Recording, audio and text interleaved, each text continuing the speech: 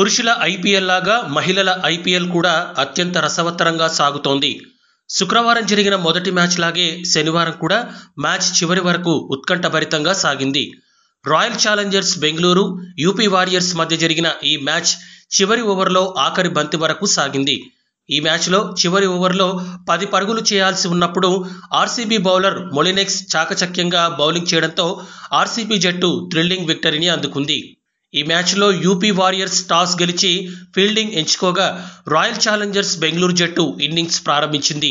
Sophie Devine, LC berry, స్మృతి మందన లాంటి కీలక బ్యాటర్లు త్వరగా అవుట్ అయిపోవడంతో బెంగళూరు జట్టు 54 పరుగులకే 3 వికెట్లు కోల్పోయి కష్టాల్లో పడింది. అటువంటి సమయంలో సబినేని మేఘన, రిచా ఘోష్ బెంగళూరు జట్టుకు ఊపిరి పోశారు.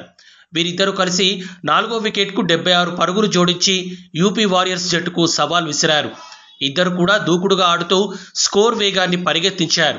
మేఘన సూపర్ ఫాస్ట్ ఎక్స్ప్రెస్ లాగా ఆడి 44 బంతుల్లో 120 స్ట్రైక్ రేటుతో 53 పరుగులు చేయగా, రిచా ఘోష్ వందే భారత్ ఎక్స్ప్రెస్ లాగా సూపర్ స్పీడ్ బాదేసి 37 బంతుల్లో 167 స్ట్రైక్ రేటుతో 62 పరుగులు చేసింది.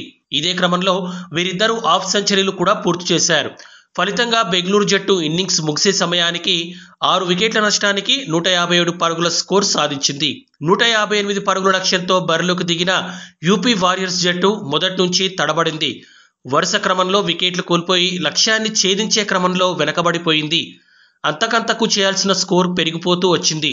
ముఖ్యంగా బెంగళూరు జట్టు బౌలర్ శోభన ఆశా బౌలింగ్లో యూపీ వారియర్స్ బ్యాటింగ్ చేయడానికి చాలా ఇబ్బందులు పడ్డారు. శోభన ఏకంగా 5 వికెట్లు పడగొట్టి ఉత్తరప్రదేశ్ పతనాన్ని శాసించి ఆ జట్టుకు వణుకు పుట్టించింది.